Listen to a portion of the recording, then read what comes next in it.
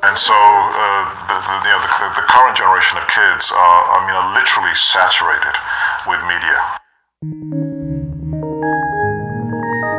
And when you're surrounded by an environment in that way, you have to be shaped by it. That's how culture works. Culture shapes identity. Culture shapes how we understand the world. So it's not just that it's surrounded by media. What they're surrounded by is commercialized media. What they're surrounded by is consumerism. And that is what shapes them. And consumerism, consumer culture or consumer message doesn't talk about the world. Consumer message talks about me, talks about what is personal. In that sense, I don't think it's any surprise that people are so concerned about their own identities and are really forced to kind of cut off from the rest of the world and really don't think of themselves as connected to the rest of the world. They really are concerned about essentially the way in which the culture has encouraged them to think about themselves, which is as individuals first and almost nothing.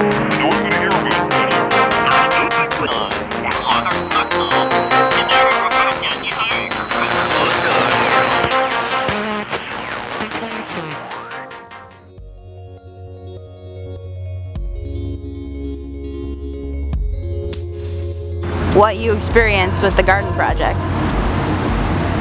What would I say? Yes. I would say Animal Garden is so great. I wish that every school in every city in every country can have Animal Garden. Thank you.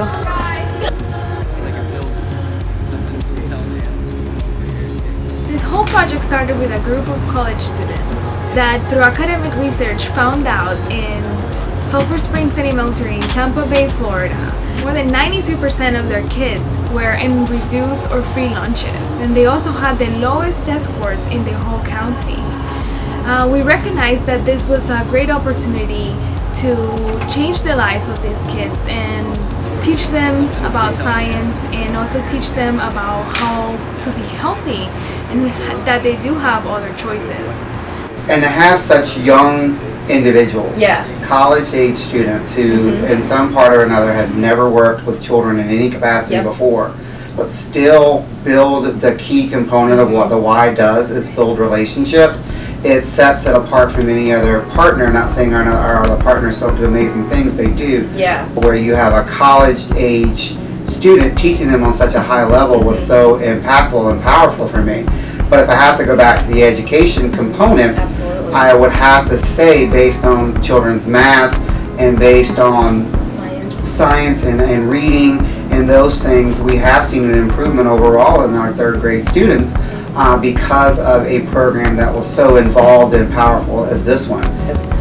Coming back next year and kind of setting this foundation this year and seeing what works and doesn't work and improving on the curriculum, and it's impacting the Sulphur Springs kids that are not in the Y. Right. They're able to learn from it. So as we evolved into it, we had the FCAT prep questions asked on a 5th grade level when science is actually taught, and the lessons were all geared around working with preparing these 3rd graders for science questions in the future, but also helping them with their math and reading skills now, which is tremendous because that's something that every child, particularly in Sulphur Springs Elementary, would suffer from low reading scores and low academic scores all the way around.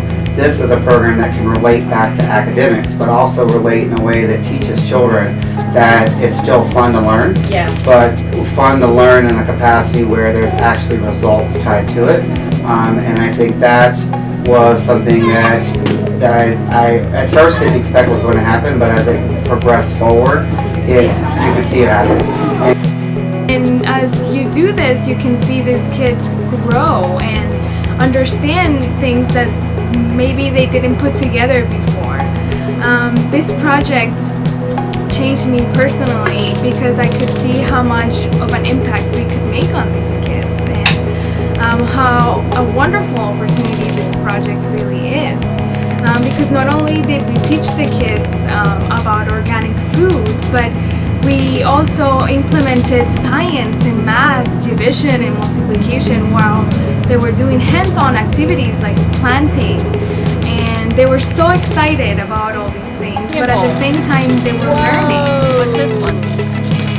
or radish, I think. This right here, this is an onion bowl. And they didn't feel pressured, which was Right, and it was fun. It was tons of fun. It was amazing because they didn't feel like they were being pressured to learn something. Yeah. They knew they were going to dig in the dirt and have worm tea Play and with worms, play with all this worm this food. guck and all the stuff that kids like to do. Mm-hmm. And they didn't feel that pressure from somebody standing over them telling them what they could do and what they could not do.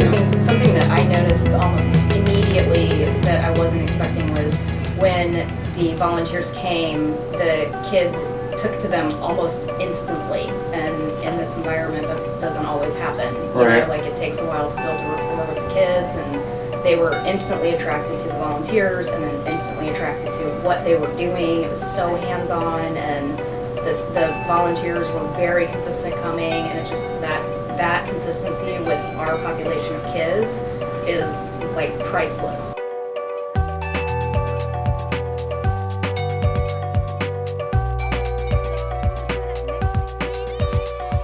Math scores went from the beginning of December. We didn't start it until December with Right. core programming.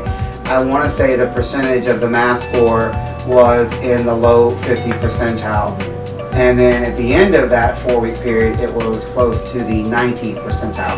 So it went up every different, yes, there was an overall improvement for the kids. And one thing I do want to say, and then, I want to hear your feedback a little bit more, is the way that the individuals who lead this program for HCC and for Phi Beta Kappa, taking the interest in going to science instructors here at the school and approaching the school district's faculty and how do we do this better? How do we not do this? How do we get the feedback? What's the right things you teach for us to teach the children? And that says a lot about the people who are leading the program, the club leaders, the class members, everyone who's involved. They're invested. It's the only way that a program or a community like Sulphur Springs is going to see sustainable change and impact is that you have that investment from individuals, even from a gardening program on up to an education level from ours.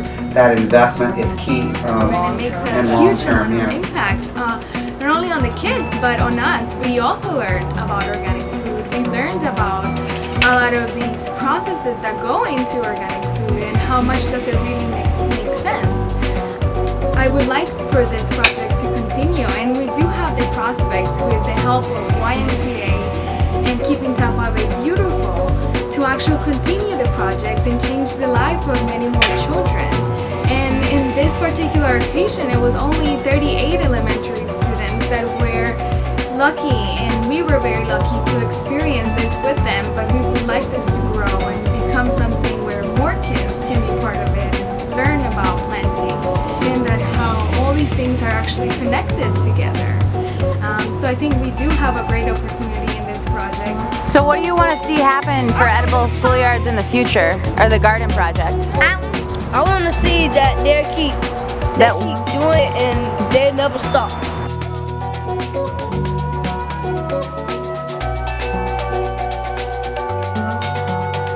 And we can make a huge difference, not only for the generation now, but for their generations to come, and to change the way we think, so we can translate it to these kids, and change the way they see things, and maybe have them love what they're learning more, understanding how to make those connections that will really impact their lives. Sweet corn, tomato.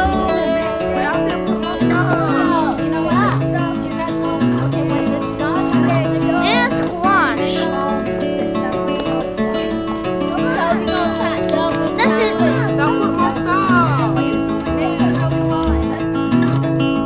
Be the sunset soon forgotten.